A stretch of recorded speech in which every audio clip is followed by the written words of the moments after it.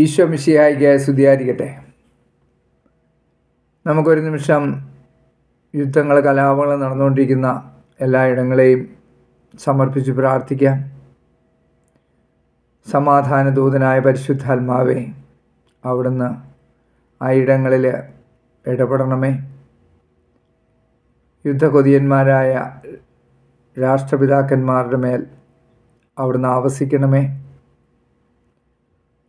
എല്ലാ മേഖലകളിലും സമാധാനം പുനഃസ്ഥാപിക്കപ്പെടട്ടെ. അനേക ജീവനുകൾ ഹനിക്കപ്പെടുന്നു. അവരുടെ ആത്മാക്കൾക്ക് ശാന്തി നൽകണമേ എന്ന് പ്രാർത്ഥിക്കുന്നു. പരിശുദ്ധ അമ്മയും വിശുദ്ധ ഔസേപിതാവേയും സകല വിശുദ്ധരെയും മലഹമാരെയും നിങ്ങളുടെ എല്ലാവരുടെയും മധ്യസഹായം തേടുന്നു. ലോകം മുഴുവനിലും ഒരു സമാധാനമുണ്ടാകുവാൻ, സർവ്വജനപദങ്ങളും സമാധാനത്തിൽ ജീവിക്കുവാൻ ഞങ്ങൾ ആഗ്രഹിക്കുന്നു. അതിനായി ഞങ്ങൾ പ്രാർത്ഥിക്കുന്നു. ആമേൻ. Praise the Lord.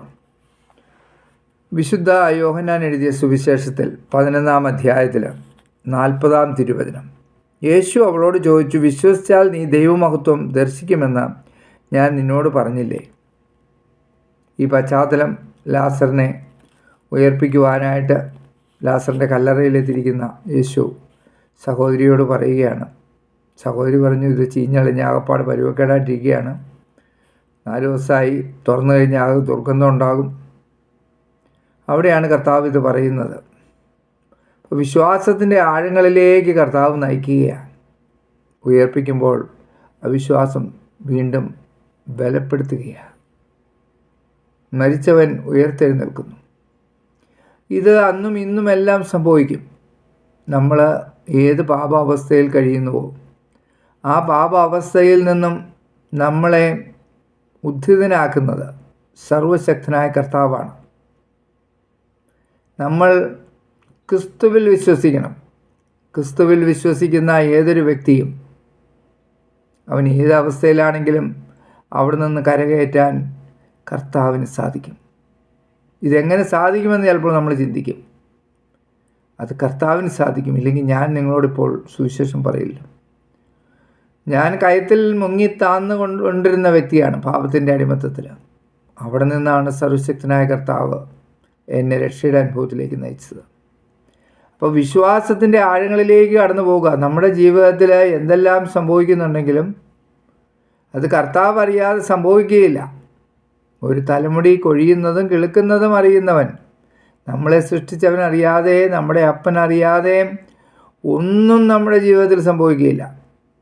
അപ്പം നമ്മുടെ വിശ്വാസം വർദ്ധിപ്പിക്കണം. നമുക്ക് വിശ്വാസം വർദ്ധിപ്പിക്കണം. അതിന് നമ്മൾ കൂടുതൽ ഈശോയോട് അടുക്കണം. ഈശോയോട് അടുക്കും തോറും വിശ്വാസം വർദ്ധിക്കും. അതിന് ഏറ്റവും നല്ല ഒരു പോംവഴി എന്ന് പറഞ്ഞാൽ വിശുദ്ധ കുർബാനയാണ്. അതിനേക്കാളും വലിയ പോംവഴികളൊന്നുമില്ല. വിശുദ്ധ കുർബാനയിൽ എഴുന്നള്ളി വരുന്ന ഈശോയെ സ്വീകരിച്ച് ഈശോയുമായി ഒന്നായി ഈ ഭൂമിയിൽ ഈശോയെ മഹത്വപ്പെടുത്തി ജീവിക്കുമ്പോൾ ഓരോ അനുനിമിഷവും ഈശോയെ മഹത്വപ്പെടുത്തി, ഈശോയെ ആരാധിച്ച്, ഈശോയെ സ്തുതിച്ച് നമ്മൾ ജീവിക്കുമ്പോൾ നമ്മുടെ വിശ്വാസം വർദ്ധിച്ചോളും. വിശുദ്ധിയിലായിരിക്കണമെന്ന് മാത്രം. പൂർണ്ണമായ ഒരു വിശുദ്ധി കൂടാതെ ദൈവിക ദർശനം സാധ്യമല്ല. ഈശോയുമായിട്ട് ഒരുമിച്ച് യാത്ര ചെയ്യണമെങ്കിൽ ആദ്യം വേണ്ട ഒരു പടി എന്ന് പറഞ്ഞാൽ വിശുദ്ധിയാണ്. ആ ഒരു തലത്തിലേക്ക് നമ്മൾ വളരണം. ഈശോ നമ്മളെ വളർത്തും. നമ്മൾ ആഗ്രഹിച്ചാൽ, നമ്മൾ വിട്ടുകൊടുത്താൽ, നമ്മൾ സമർപ്പിച്ചാൽ, നമ്മളെ തന്നെ സറണ്ടറായാൽ ദൈവം നമ്മുടെ ജീവിതത്തിൽ ഇടപെടും. അങ്ങനെ നമുക്ക് വിശ്വാസത്തിൻ്റെ ആഴങ്ങളിലേക്ക് പോകാം. ഉദ്ധിതനായ കർത്താവ് നമ്മളെയും ഏതവസ്ഥയിലാണോ അവിടെ നിന്നും ഉയർത്തും. നിങ്ങളെ സർവശക്തനായ കർത്താവ് സമൃദ്ധമായി അനുഗ്രഹിക്കട്ടെ. ആമേൻ.